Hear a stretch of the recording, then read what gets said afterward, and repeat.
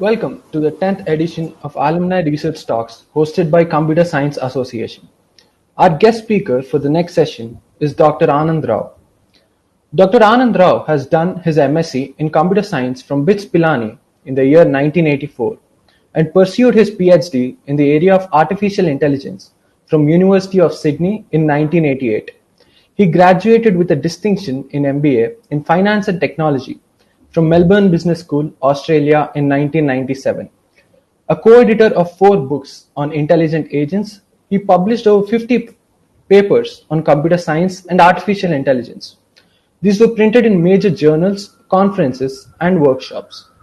Prior to his consultant designation, Dr. Anand was a chief research scientist at the Australian Artificial Intelligence Institute, a boutique research and software house. Currently, he is the Global Artificial Intelligence and Innovation Lead and partner at PricewaterhouseCoopers in USA. He is a laudable alumnus of this institution, and we take all pride in his presence with us today. As the Global AI Lead of PwC, a reputed consulting firm, he has consented to give his valuable time to be amidst us. Now, I request Dr. Anand Rao to please address the gathering. Thank you, Aditya. The pleasure is mine to be addressing my alma mater. Let me just pull up my slides here. Get start.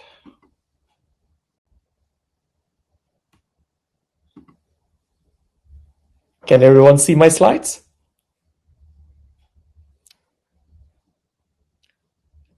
I'll take it as an S. Yes, sir. We can see. Thank you. Again, it's an honor to be here. Thanks for inviting me, Aditya, and the association.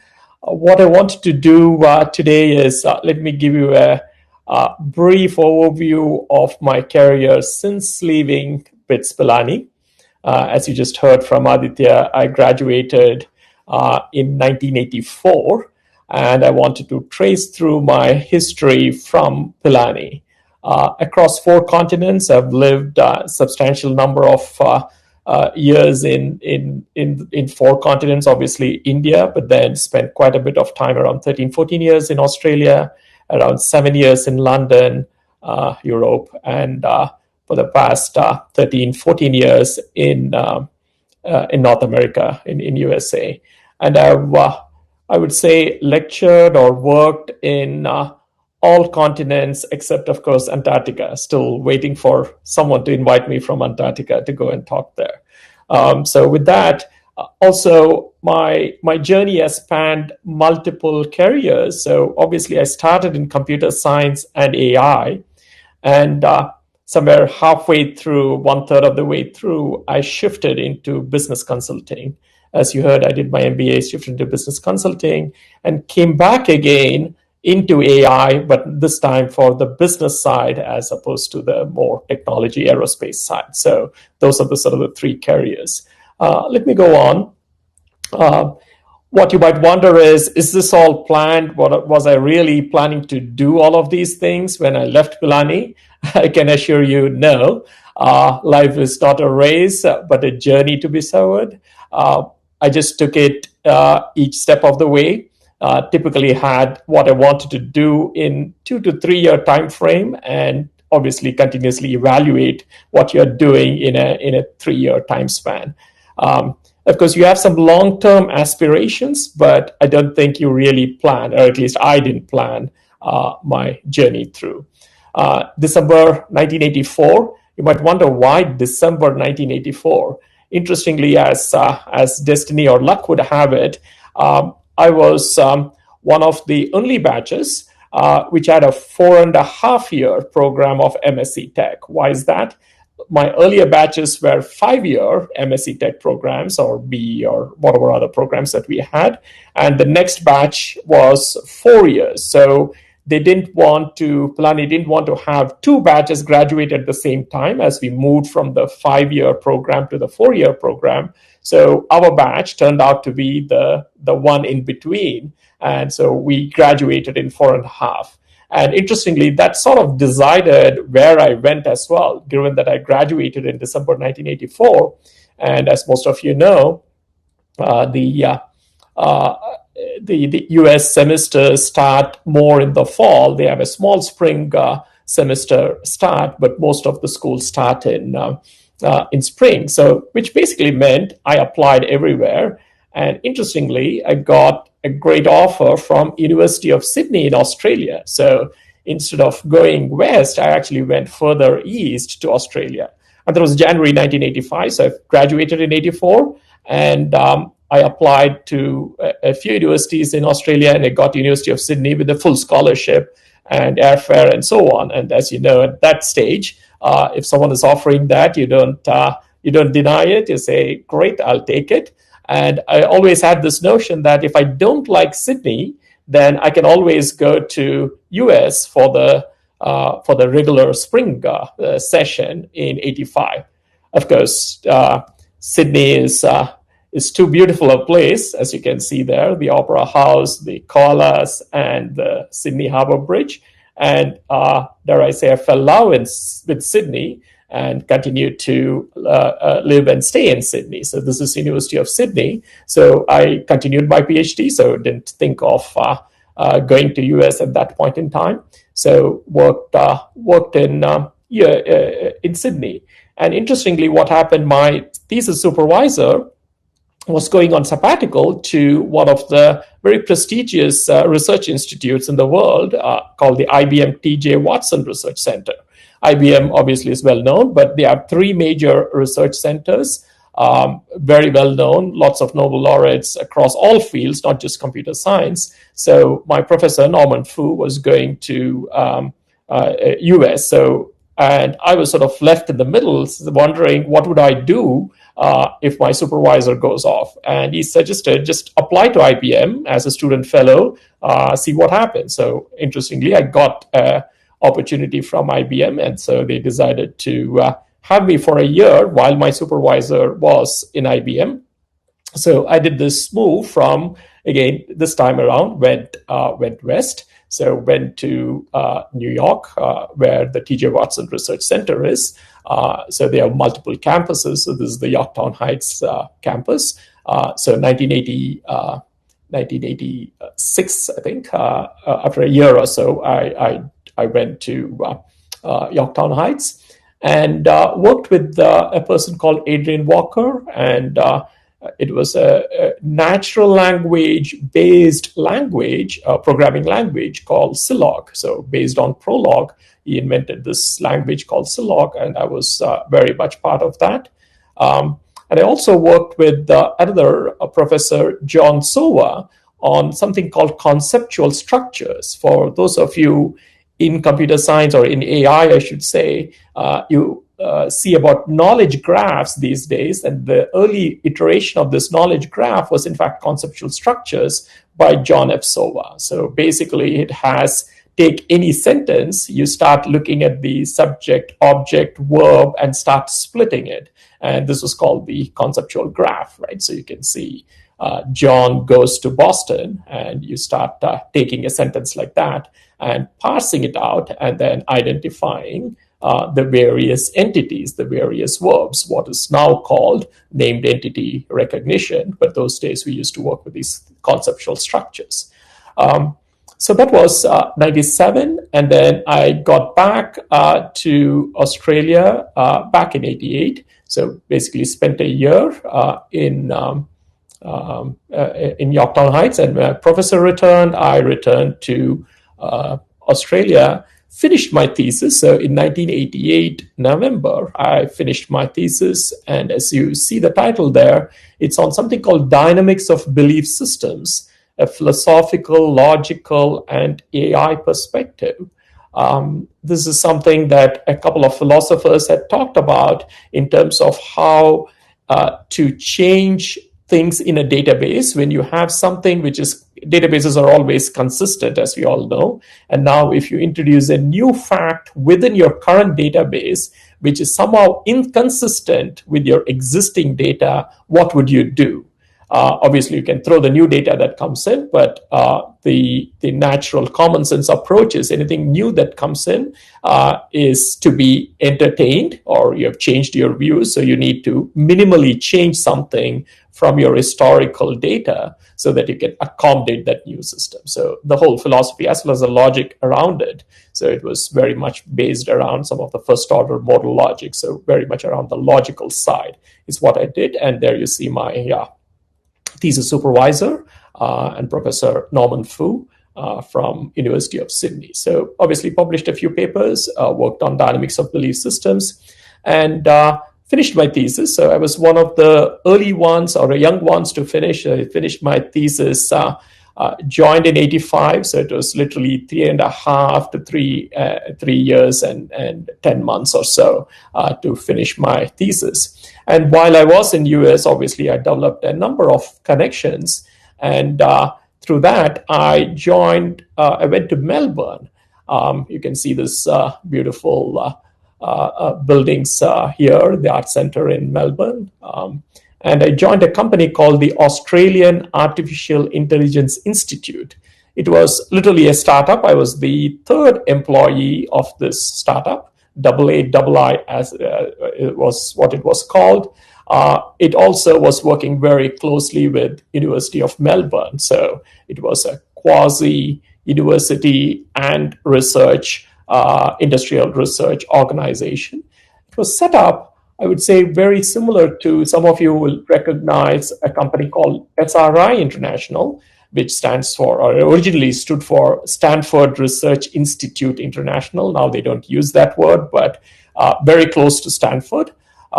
What they do is industry R&D. So obviously there are a lot of professors from Stanford who also have joint appointments with SRI International.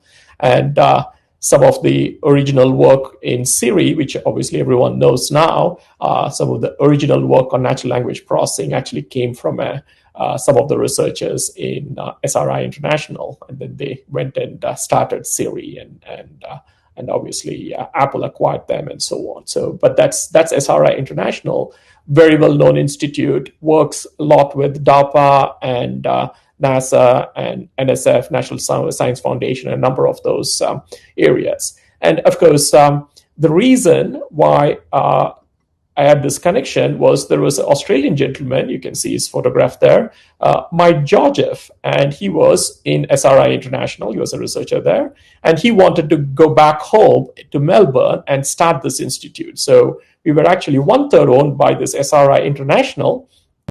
We were set up in a very similar fashion. So I was fortunate enough to work with a number of professors in Stanford as part of this relationship. So obviously I was part of Australian AI Institute, but because of our connection and 1/3 ownership by SRI International, got to work and spend a lot of time with both SRI International and Stanford.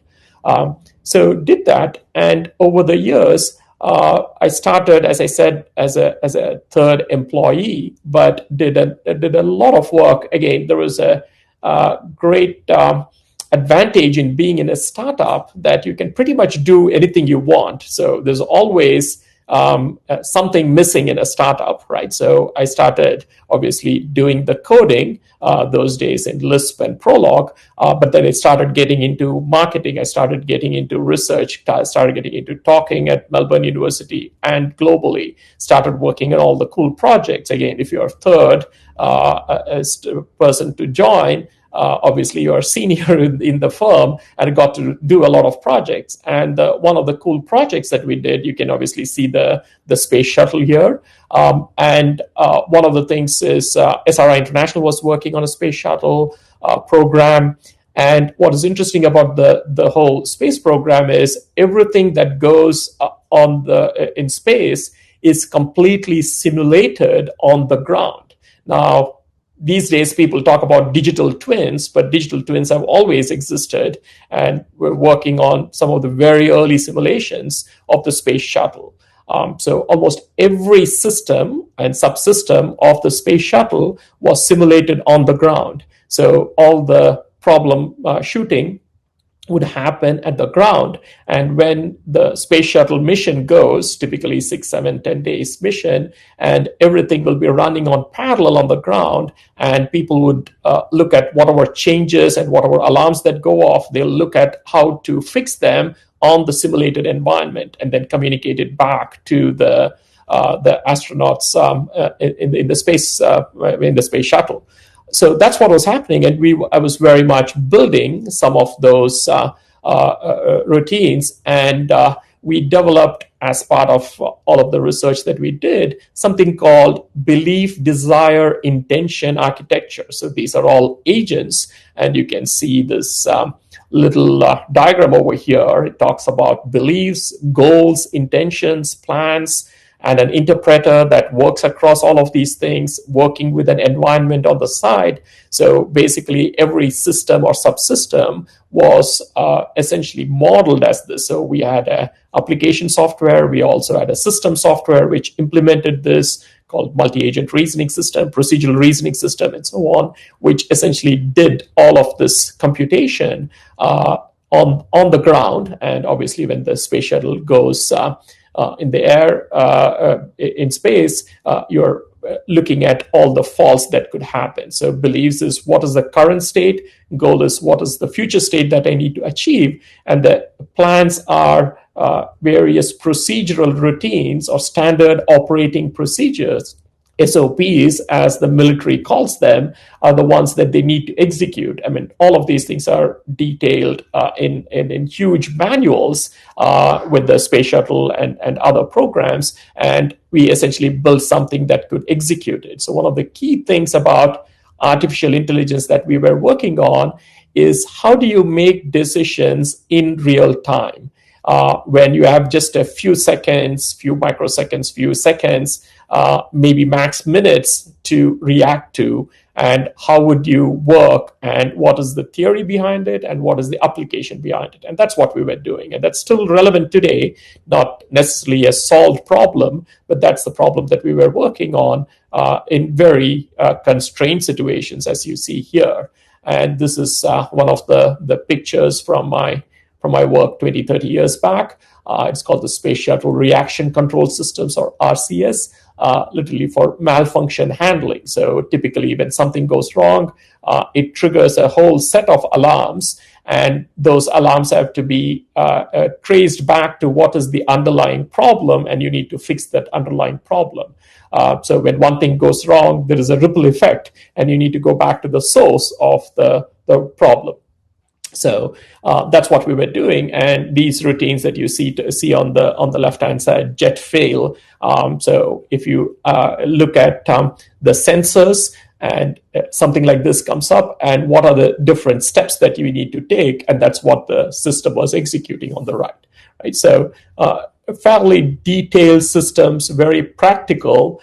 And what was interesting from my perspective personally, I was building these application systems, but we were also building the system software that was more generic, that could be applied to multiple applications. But then I was also taking these systems and abstracting them into theory, into formalisms where we could prove certain properties. So verifiable real-time systems. So that's what was exciting to me personally, that I was able to bridge this really tangible application where what you are doing is something that's being used by people going into space, and a number of other things will come to, but then also building those systems and also having the theory behind how these things should operate or could operate. So that's sort of the bulk of my work during my 8 to 10 years within Australian AI Institute. As it shows here, edited a number of books, so was very prominent in the research area around intelligent agents. So essentially co-edited 4 books, so was very much in the conference scene and workshops, holding conferences and workshops. So you can see all the intelligent agent systems, and also something called Foundations of Rational Agency, and with some of the researchers built that. And essentially after a few years, I became the chief research scientist of Australian AI Institute, and also that gave me if you like, the limelight of presenting at number of workshops, conferences, and so on. So started getting very much interested not just in building systems, but in communicating all of these things to others, or business people, and in some cases even the common man on the street, as to what exactly we were doing. And we did a number of projects, not just for NASA, but also the US Defense and Research Organization, the Australian Defense, telecommunications organizations in Australia, Telstra and Optus, two big ones. And we did a number of these things. And my academic background also allowed me to work with the University of Melbourne and supervise some of the students there in computer science. So worked very closely with the computer science department and published quite a lot with the people there. So again, a quick quote here. There's a reason for this quote. A programming language is a tool that has profound influence on our thinking habits. Edgar Dijkstra, one of the well-known computer scientists, very much in the algorithmic area. So obviously here he talks about a programming language. And one of the things that I did, as I said, I went from application to systems to the theory. I also designed a language, and I called it AgentSpeak, a language that is a programming language that is more abstract than your current Java, Python, but was essentially be able to reason in these beliefs, desires, and intentions, or BDI architectures. And that particular language, you can check it out on Wikipedia. It's called AgentSpeak. And interestingly, I didn't have too much of expectation for this particular language. It is based around Prolog and some of the things that we were doing, but created this language in 1996, I think.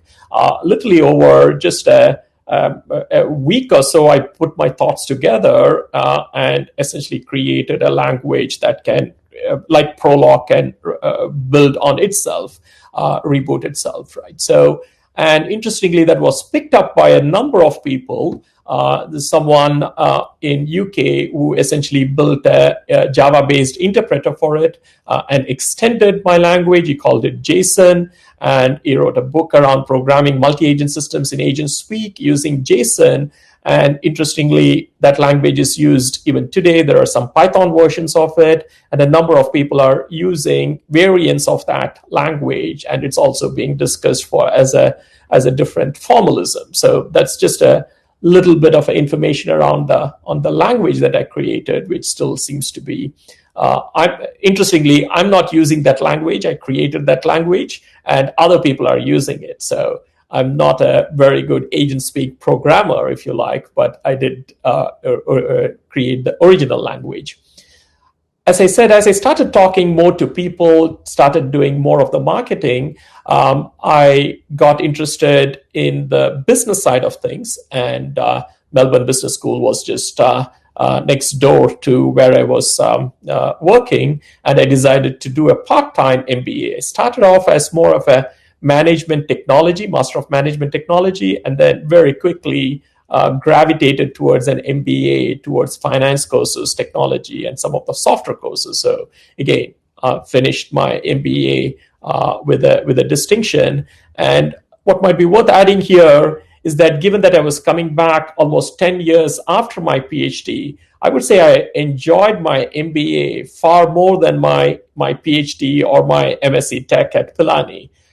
Mainly because you were already, there was no anxiety. You were learning because you wanted to learn, and there was nothing which would say that I need to do this, I need to achieve these things, right? So the pressure was off, and that basically meant that I really enjoyed my MBA. So once I finished my MBA, I changed my career at that point and went from being more on the technology side to consulting.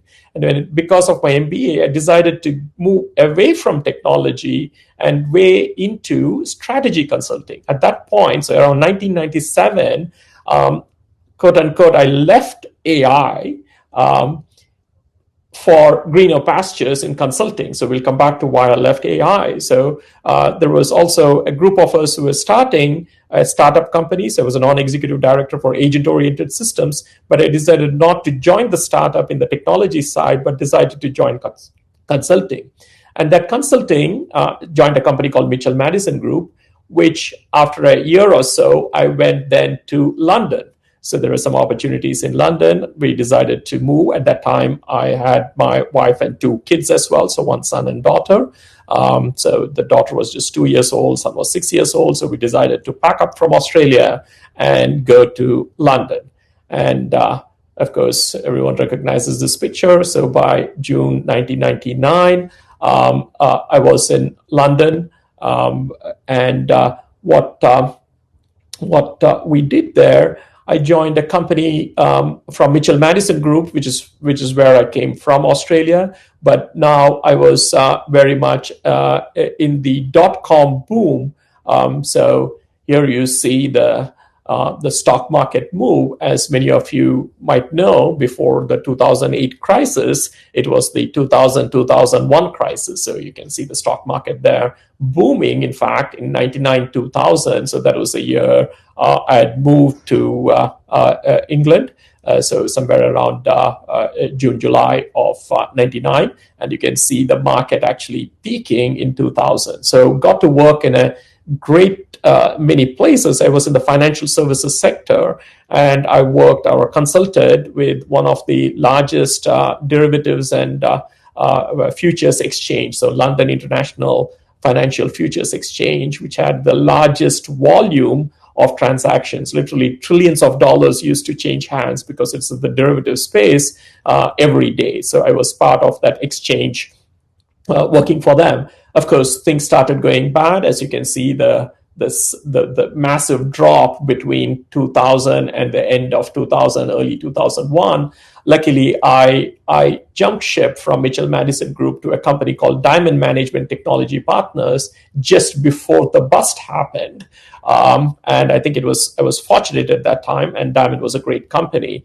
And I worked, as I said, in a number of these places. And as part of Diamond, worked with Barclays, one of the well-known iconic banks, for a number of years, consulted for them, I should say, in something called Basel II and some of the risk of financial instruments. So did quite a bit of that. And then fast forwarding here, and again, November 2005, so roughly 6 years after we landed in London, there was an opportunity to move to US, and the person who was heading up the London office was moving. It was American. He was moving to States, and he said, "Hey, why don't you come along?"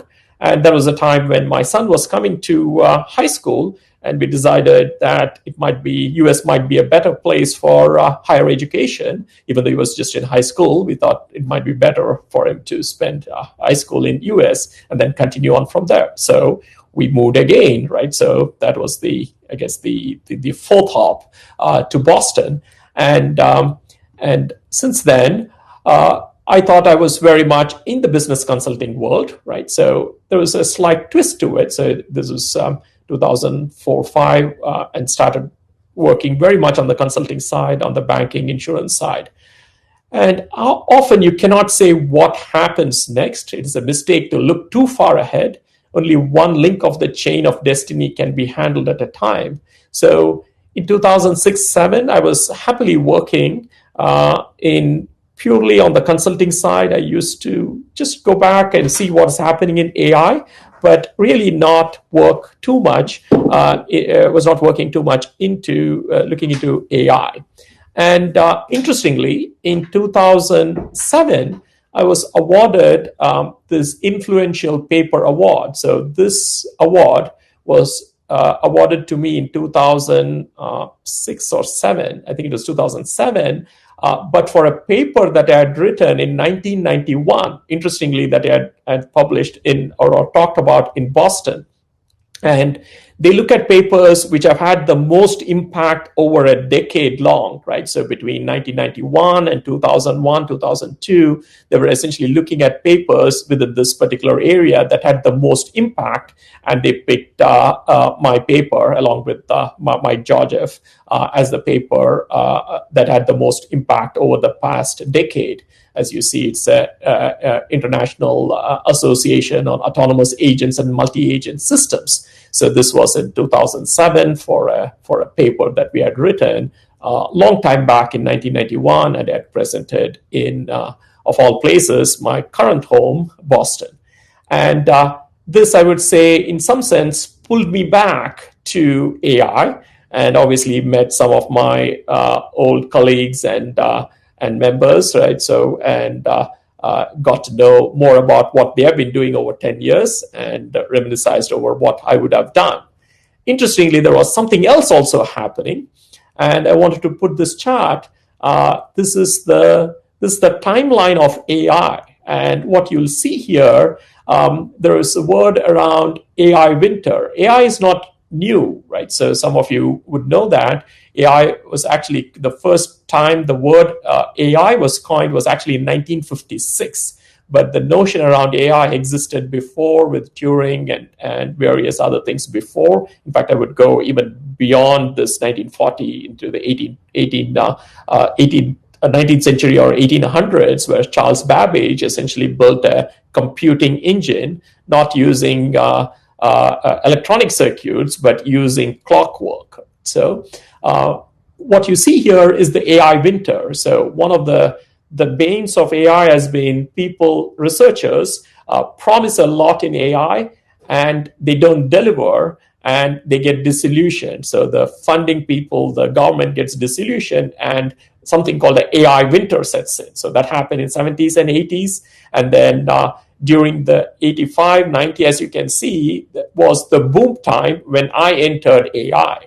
So I was doing well, as you know, 1997, things started dropping, and that's the time when I deserted AI. So in 1997, I left AI to go into consulting, and you can see the second AI winter there.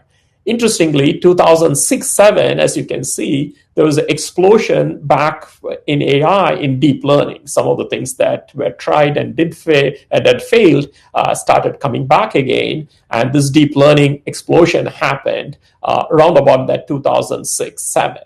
And interestingly, these two events once again changed my life with not really no plans for it. So this deep learning revolution, as I'm showing here, the number of papers shot up. I'm sure if you're in computer science, you definitely know about AI and deep learning and some of the algorithms, and also know these three gentlemen who were sort of steadfast in defending deep learning, even through the tough times, right? So the one in the middle, Jeff Hinton, Lee Kun on the left-hand side, and Bengio on the right-hand side. So three very well-known researchers who basically kept the deep learning thing going. And interesting, it's an interesting story as to how they matched GPUs with deep learning, and we are in a very different place because of that almost serendipitous invention or discovery that the graphic processing units could process these deep learning networks much better and bring in that parallelism, which is what Bengio did, and that pretty much changed the world as we know it. And I was sort of trekking along, still in the consulting world, 2007, 8, 9, but I started moving more into what was being called analytics and big data. I was in diamond management, and then we were acquired by PwC, PricewaterhouseCoopers, which is a large organization. I would say very large organization. So with less than 1,000 people organization, where I was a partner in Diamond, to under 250,000 person global firm. PwC, I think, is in more than 140 plus countries with 250,000 people. A big shift for many of us from Diamond, but this was in 2010. We joined. And obviously, once we joined, we were able to make a much more of an impact because now we were not part of a very small company of 1,000 people. So I went from literally a 40-person company to a 1,000-person company. So now I was in a 250,000-person company. And it just so happened that I was the right person at the right time. So given all my background in AI analytics, and all the things that were happening in the external world, I almost naturally took on the role of leading all of our data and analytics and the big data revolution, machine learning, AI. I was pretty much at the center of it. So over the past few years, I would say I've been working back to very much working around AI, but this time more around the commercial opportunities for AI. So we wrote a report in 2015 on sizing the price. We were one of the very early ones. There were sort of two of us. So I think Accenture had a report. We had a report on the size of the AI market all the way to 2030. And in fact, in this report, we were showing at this time, China did not have the AI strategy. And we were actually sharing how it will be a race between China and US for supremacy or dominance of AI, which obviously we are seeing it being played out now. But we had this in this paper in 2015, 2016. The research was done in 15 and then in 2016. And interestingly, obviously, we talked about it, that also being a much bigger organization and the PwC's connection with the World Economic Forum, I had a number of opportunities to participate in Davos, participate in the Chinese side of the World Economic Forum in Dalian in China, released a number of our reports in these World Economic Forums. And again, I mean, I would say more fortunate, more lucky, I would say, than anything else to meet with some great world leaders, some great researchers as part of this, right? So it all just happened more by luck than by any particular plan. So given a number of interviews, talked to a number of people in various capacities, and as a firm, we work with a number of governments, and I've in fact worked with almost 25. PwC has worked with more than 28 different government agencies, which means that we also get to meet some of the ministers and in a couple of cases, prime ministers on their AI strategy. So that's been very rewarding to go from a 250,000 person organization to having an impact maybe broader than even just a community, to having an impact on a large nation and what they should be doing and thinking in terms of AI. So we have talked to UK, EU, Luxembourg, New Zealand, Australia, India as well, right? So participated in the recent conference that India had, one of the largest AI conferences called RAISE. So gave me that opportunity to talk to people. So we released something called the Practical Guide to Responsible AI, and also started shifting my focus into the opportunities of AI and obviously how to make money for our clients, but then also recognizing some of the risks of AI. So if you look at some of my more recent work, it's all around bias and fairness, how algorithmic systems create that bias, why we should have algorithms that are explainable, interpretable, what are some of the ways in misinformation gets propagated, and how does AI allow that, and how do you prevent that, right? So what kind of governance do we need? What kind of regulation do we need for AI? So those are some of the areas that we are talking, and then again, involving a much larger group of people in both educating as well as looking at some of the risks around AI. So again, just as luck would have it, almost a decade after my 2007, in 2018, I was recognized by BITS Pilani. Obviously, this is one of my proudest moments to be recognized by BITS Pilani as a distinguished alumnus. And I couldn't come to Pilani. I went to the Dubai campus, received the award, and subsequently came to the Pilani campus almost after, I think, 22, 23, more than 25 years. I visited Pilani just a couple of years back and gave a talk there. So again, getting very more involved, I should say, in Pilani and the new center that we have for AI within Pilani. So that's a little bit of the work. So now wanted to quickly go maybe spend 5 minutes or so, look at some of the cool work that we are doing. Of course, everyone knows about the COVID-19 and the pandemic and some of the interesting work that we have been doing. Now I've been able to bring in all of the work that I did in the 90s, the agent-based modeling, but now into very much a practical setting. So what you see here, you see all the COVID-19 spread modeling. So we and the team, I should say, here with PwC have been building these COVID spread models, so for US and for other parts of the world.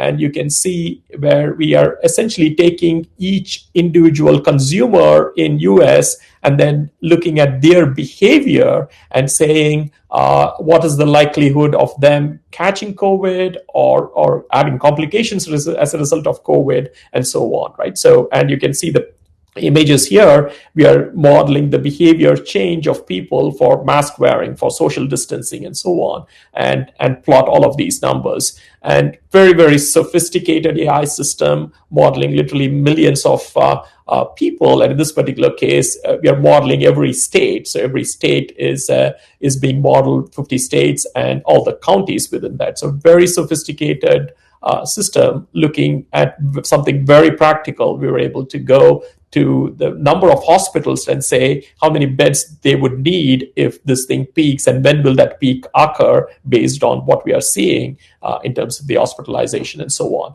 So again, just to be on the AI is a very broad area, and we work in these 8 areas of AI. Again, I'm not going to drain this slide. So there are a number of these areas, and some of them are well-established areas of AI. Some of them are more research, like responsible AI that I mentioned, digital twins, reinforcement learning. All of these are the work that me and my team does.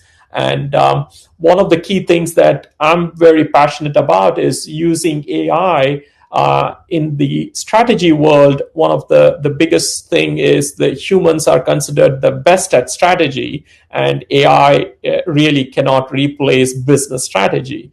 And we are trying to use some of the things that I've been doing way back in the 90s in a very much a business setting. And we have been helping companies to think through new strategies by employing AI, or what we call as the cockpit. Some of the Space Shuttle program that you saw earlier, and now instead of the Space Shuttle, it's much more how do you run your business, how do you fly your business, and how do you react to all the changes from the competition, from the customer base, and so on. So again, this is very much still early days, I would say, in terms of the research, and you can see the paper that me and my co-author Sundar Subramanian have written.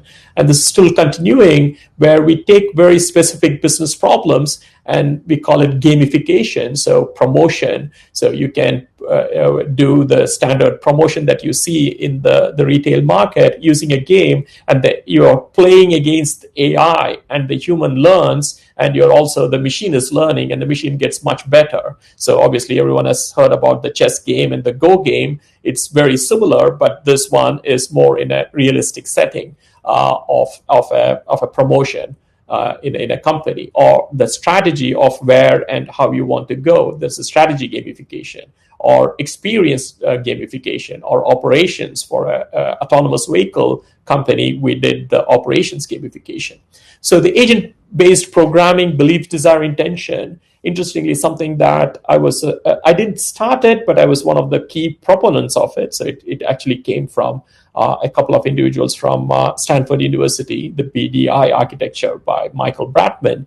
But we were the ones who essentially made it happen in terms of both the systems and the theory. And it's still live in this era. So again, I'm not the author of this paper, but it's a very recent survey, 12th May 2020, as you can see, where people talk about how agent programming is sort of very relevant in this cognitive era. So hopefully I'll have one more stage of my career when I finish from PwC to go back to my roots, or back to the future, if you like, and get into agent programming and agent-based systems. So just want to conclude here. sometimes we are so busy making a living, we are missing the point. It's not always about getting stuff done. So I don't want to give the impression that all of the things that I just mentioned was all very well planned and I was just doing that like crazy. You often have to balance with life, right? So one of the early lessons for me, I wanted to leave with that, is balancing my work life with my spiritual life. And I'll come back to that in a minute. And life is a journey. Enjoy the path, right? So enjoy the journey. Don't really worry too much about the destination. And to that point, I wanted to share, I write a lot in terms of, I've been involved with the Chinmaya mission. I read a lot about the Vedas, Upanishads, so do Sunday classes with a group of people here in Boston who are all scientists, neuroscientists, and physicians. And more recently, started this blog on practical applications of Vedanta, where I combine the age-old wisdom that we have with management theories. And these are sort of the 10 blogs that I've written. Again, I'll send you these slides so you can click on some of these and see how to prepare for life. So how do you combine your spiritual life with the work life? So you don't have to necessarily give up. You have to balance both. And also started writing or blogging on the technical side, not just the white papers, but on the technical side, you can sort of find more of those, around 14 of those that I did. And by the way, most of these things, in fact, all of these papers were written thanks to COVID-19. So it turned COVID-19 into a positive. So I was not blogging before. So now that I was at home and working from home without any travel, I turned that into an advantage to just do all the blogging. So you can follow me on all of these. So the LinkedIn is probably a good place. So anything that I do, I post it there. Twitter as well as the Medium. So you can follow me there. And with that, happy to take any questions. Thank you so much for such an motivational and insightful speech, sir. Now I would like everyone to ask their queries in the questions section. Sir, we already have some questions. You can pick whatever you are interested in. Yeah. So I'm looking at the questions here. So let me just pick up the first one from Prabhav Kaula. So can you comment on the development of systems and technologies hitting the market with cognitive synergy? Is this a viable research area for making new towards the more intelligent side?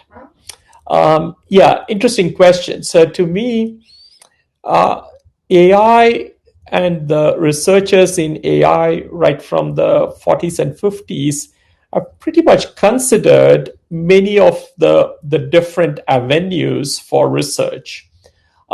So I know cognitive is a new buzzword, but cognitive science existed way back in the 1950s and 60s. What is different is I think just the computational power and some of the things that we can do today, which basically builds off other people's work, so the open source. So to me, the two biggest advantage obviously is the compute power, and the second biggest advantage that we have today as opposed to 1990s is that we don't have to start from scratch. So those are the two advantages. I think deep learning is good, but it still stops at being the full capability of common sense reasoning. So the whole notion around cognitive synergy and then human machine or human-centered AI, right? So there's a lot of these terms thrown in, and sometimes I think they're not very useful. They are more for someone to basically put a marketing spin on it. But I would worry more about, is there a next stage of artificial narrow intelligence moving into general intelligence? Have not seen it, right? So there is for the next step in AI, I think we'll do very well with narrow AI, as it's called, with many of the things that we have been doing. would we make the jump into artificial general intelligence, I don't see any new theory or any new way that is coming up. Of course, there are a lot of contenders, but I don't see them being imminent. That's how I would answer that question.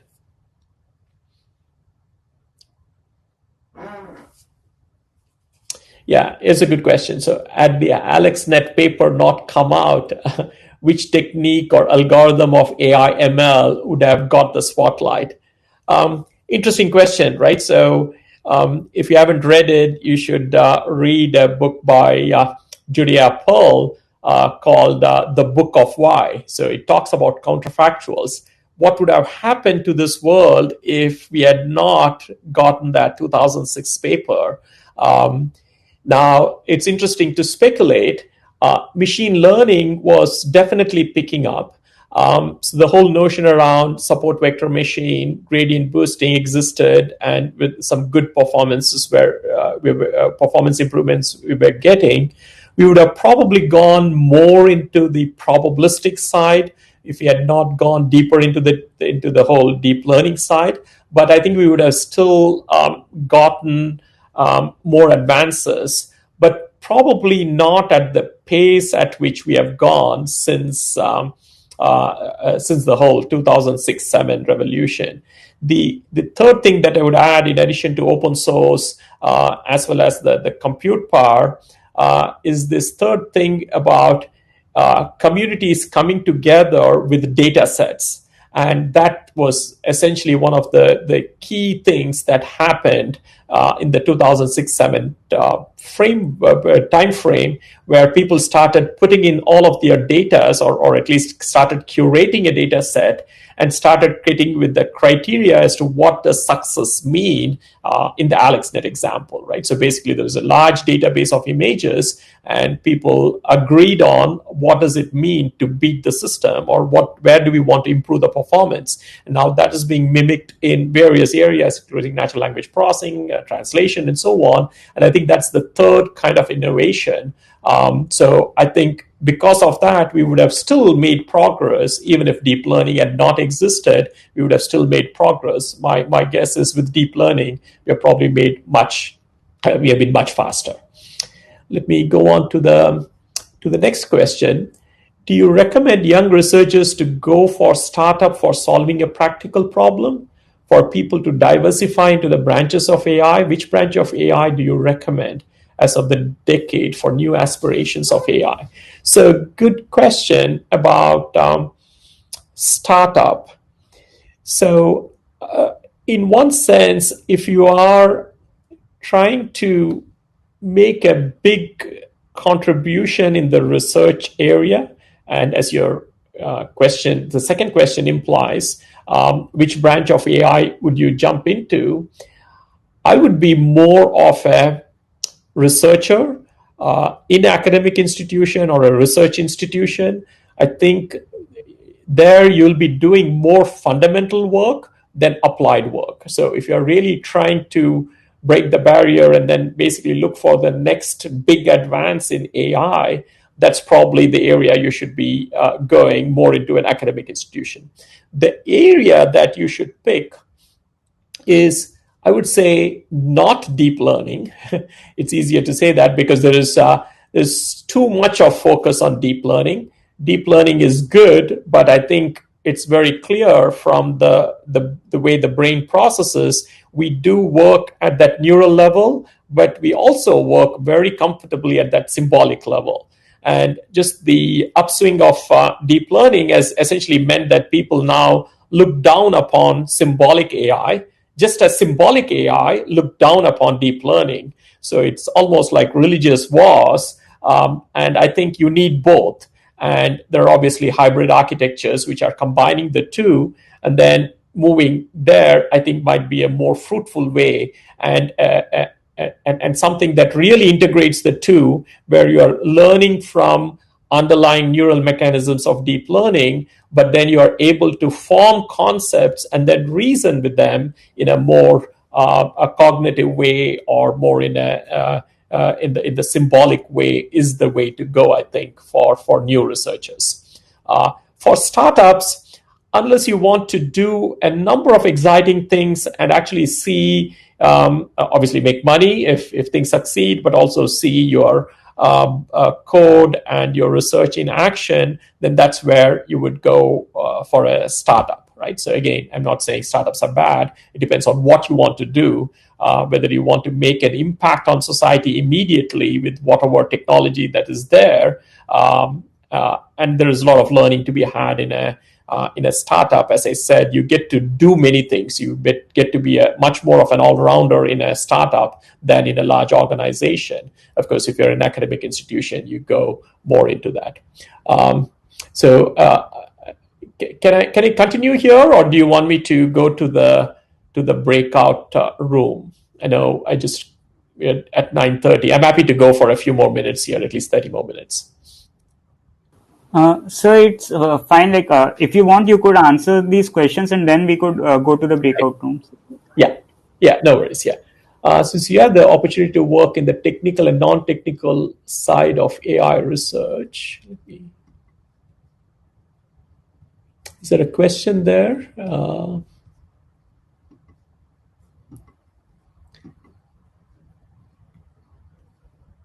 don't see the question further down. We'll come back to. So, was your move to leave AI fueled by the infamous winter in 1970s and the time after that, when the funding and results of research in AI were not good? I was definitely not in the 1970s. I didn't know anything about AI, but there was this second winter in the 1990s. I was not looking at the funding situation to leave. My interests changed, as I mentioned, so doing very well in AI at the Australian AI Institute. But I think as I went into, because it was a startup, started doing more things, I got interested in some of the non-technical aspects, and that's what pushed me.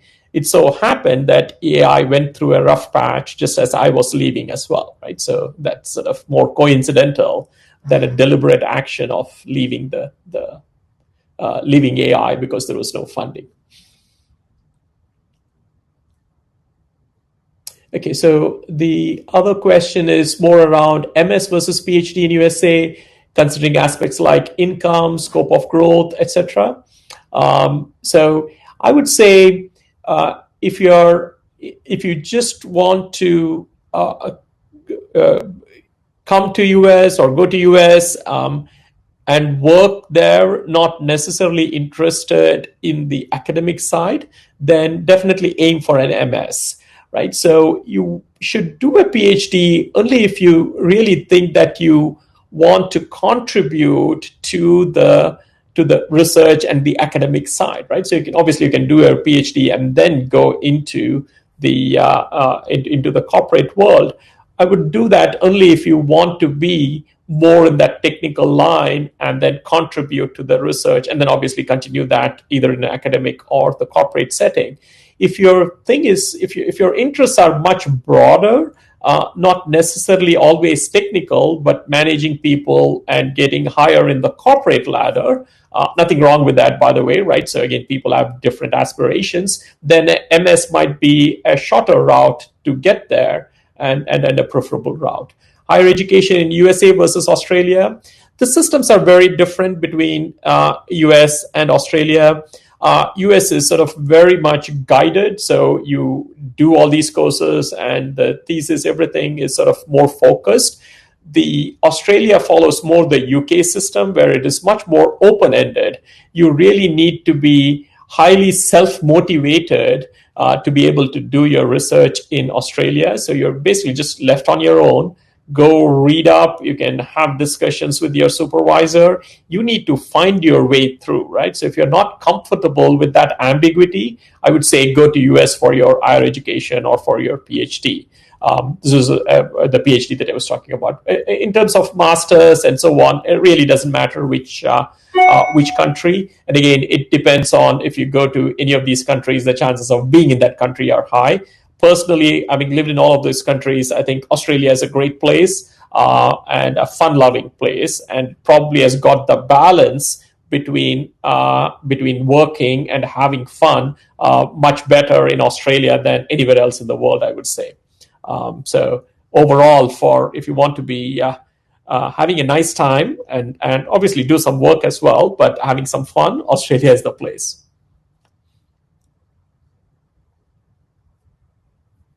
Okay, I think there are no questions. There's one question where I didn't see the question. So, oh no, I think there are more. Okay. Your insights about research versus business, since you have experience in both roles. I would say my research career helped a lot in my strategy consulting. And it's not a direct application, but one of the things that you tend to do when you're a researcher is all these ideas are very, I would say, very vague. So there's just a concept, or someone gives an idea, or it's just a sentence in a paper, right? So if you combine this and this, something happens, right? So from that to really do your research to get it published, it's a very detailed process. From a very ambiguous setting, you're getting to something very concrete, right? So either writing a piece of code or proving certain algorithms. It's sort of very detailed. That is very useful in strategy consulting. So when you go meet a CEO, say, the world obviously is very complex, right? So you can't be very clear and say, hey, if I did this, my market share will improve, or more customers will come in, right? So, or I'll improve my profit. It's not very clear cut, right? So there are so many influences, so many things that interact. So just being able to think through that in a step-by-step way, I think helped me a lot. So now as I said, what I'm doing is now, having gone through that process myself in strategy consulting and having known AI, I'm saying, hey, now how can AI solve the problem that all these strategy consultants have, or the strategists have, or companies have in terms of their strategy? So that's where I'm going. But I think both are equally valid. You learn a lot of things about managing the business and more impact of all the things that you are doing as a company or as a technology, much more in a business than when you are as a researcher. So I try to combine the two. So I like to teach more of the business and societal impact for the data scientists, and vice versa for the business and others. Is USA, given the current scenario in MS, worth the loan? Again, the situation changes. Obviously, with the new administration, I think things will change. So hopefully we come back to more the sort of the pre-Trump era for encouraging research, encouraging the overall, not just AI, but the STEM areas. What is the one thing? What are your notions on blockchain and cryptocurrencies? Do you believe these technologies would be impactful as AI in the foreseeable future? I would say very much yes. So I think blockchain would have a lasting impact. It is a much more difficult technology to apply because it connects multiple companies or groups together, and that's always much harder, right? So it's very easier, I should say, for one company to do things than to have a technology that essentially connects multiple organizations. So you get bogged down, if you like, on the legality of things. But I think that's changing, and you see more central governments coming up with cryptocurrencies and blockchain as a more general mechanism as well. So I'm very hopeful that blockchain and cryptocurrency would basically be very impactful. That combined with AI would be, again, very, very impactful. What is the one thing that we Indians can learn from Australia, USA, Europe, one from each if possible, about work ethics? That's a great question. So Australia, how to balance your life between having fun and working. USA, I would say, how do you really set your mind and achieve things, right? So the amount of focus and the drive that I think the Americans have is really commendable, and also the entrepreneurial spirit. Europe is interesting. I think Europe are probably the one country that have got the societal impact right. So they worry much more about the citizens and a much broader version of what it means to be a democracy, including all of those citizens. And I think, again, if you look at the power of the people, the power of the corporate, and the power of the government, I think Europe probably has got the right balance between those three groups. And I would say some other countries are more towards either companies or the governments. Is USA, given the current scenario in MSA, I think we went through that. For a non-CS AI aspirant, what are the most important skills required, apart from programming and math? That's a very good point. I think the advances in AI are not just in AI, but the intersection of AI with other areas. And that's where I think the non-CS people can contribute a lot in AI. As you see in US and other places, there are a number of universities that have started AI programs for non-AI people or non-CS people. In other words, AI is being embedded into chemistry, biology, physics, math, economics, and all other areas as well. And that's where I think your domain expertise and a little bit of the programming and AI expertise can do wonders. I think it's that intersection where innovation happens always at the intersection, or mostly at the intersection, I should say always. You can go very deep and discover or invent something, but more of the standard innovation happens at the intersection. And that's where, even if you're non-CS, but you have any of the other fields, combining that with AI would be a great thing. You can make a lot of impact. What's your opinion on MLDL used for financial forecasting? Do you think such avenues are worth exploring? Yes, definitely. So there are a lot of things happening in the financial world. In fact, the hedge funds are one of the big users of AI. There is a number of things that you can, combining big data with all the machine learning and the AI and also the counterfactual reasoning. There are a number of things that you can do in that area, not just forecasting. I think forecasting the stock is one thing, but then getting a full understanding of the trends and what is likely to move the market, in other words, the behavior of people, I think is the critical one. Again, that's where my interest in all this agent-based modeling comes in, where if you can model the behavior, the herd behavior of markets, when one stock goes, everyone goes with it, and there is a bubble, and just recognizing that bubble based on people's behavior and then being contrarian is something that I think I know there are some hedge funds who are doing that, and that's a very, very interesting avenue to look at. Can you tell the pros and cons of each of what career path to choose for an undergraduate ML researcher? Professor after postgrad, corporate job after postgrad, corporate job in ML research after undergraduation. I would say the career path is something that you need to choose based on what you think you are interested in, right? So there is people have different priorities, right? So if you're really into doing something in ML, in deep learning, or in whatever area, right? So is it the research that you want to do? Then, of course, going from undergraduate to postgraduate, a PhD or a master's. If you're not sure, do a master's and then see if you want to go for a PhD. If your attitude is more, hey, I've learned enough, now it's time to apply all of these things to see how the world really works, right? So, and to manage people, to have an impact in the world right away, then a corporate job would be the way to go, right? So again, there's a difference between a corporate job and a startup. And again, nothing wrong in either, right? As I said, in a corporate job, the advantage would be you'll be in a certain position, the training, the thing, you'll have more guidance. So if you're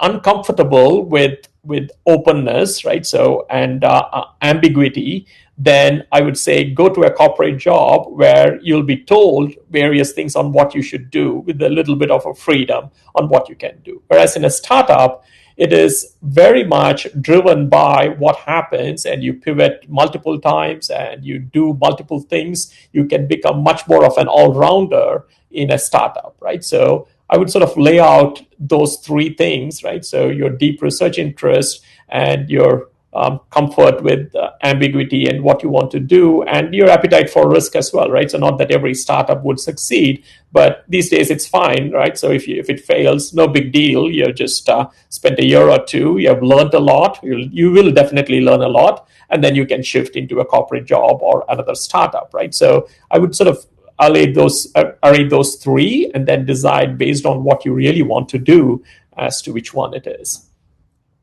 And again, when you're young, you can always try out different things, right? So that was my attitude as well. Hey, I'm not going to lose much by going to Australia. Worst case, I've seen another country, and if I get an admission from there to US, I'll go. Once I went there, hey, this is a cool place, so why would I go to US, right? So let me just spend a couple of years. I always felt that once you've gone out, you can always go to US.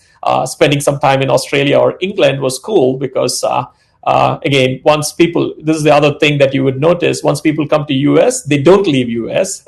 For whatever reason, they are stuck, and US becomes the world for them. Whereas for me, US is not the world, even though I've spent 14 years, I've seen the other parts of the world, right? So in that sense, someone asked, should I go to Australia or US? If you go to Australia, then the chances of you coming to US is very high. If you go to US, then the chances of you going anywhere else is very low, given just the stats, I think.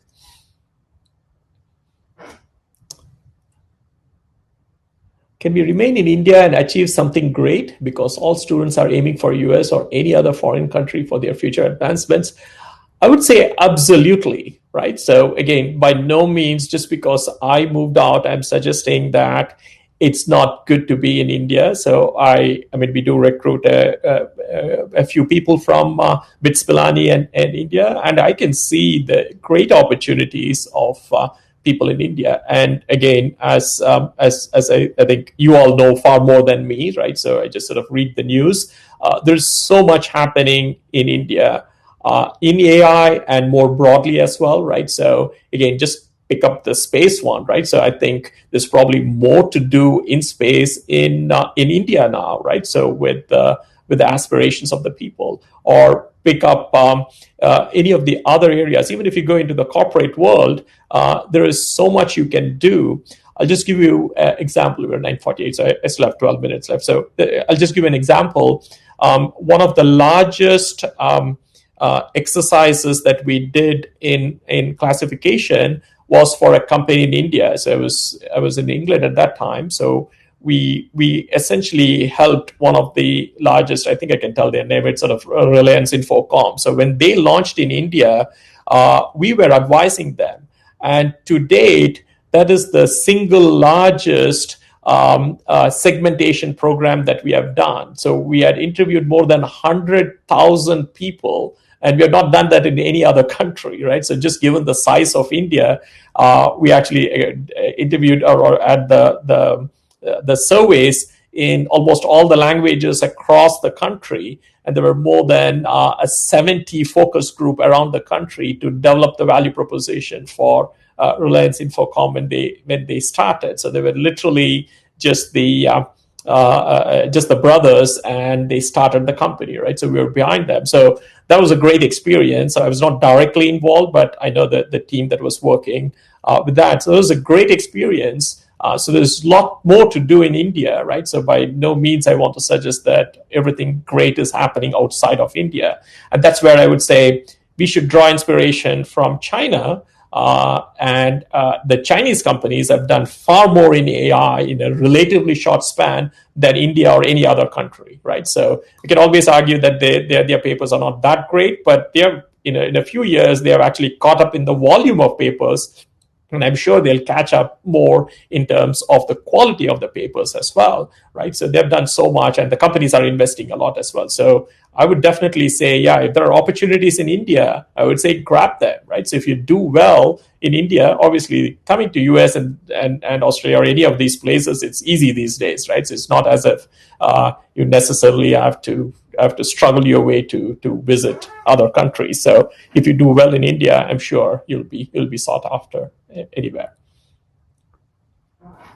So we are very honored to spend time with the valuable discussion. And yeah, it's time to conclude the session. Thank you so much, sir. If you have a couple of minutes, you can join us in the launch. It's completely up to you, sir. Thank you Okay, so yeah, much. I can join a lot. Yeah, just for 10 minutes I can join. Sure, sir. Thank you, sir. I welcome you and welcome you to BITS Pilani here, giving us a talk. And thank you for the on the whole CSA community and the BITS Pilani also alumnus also, who gave us such a great inspiring talk.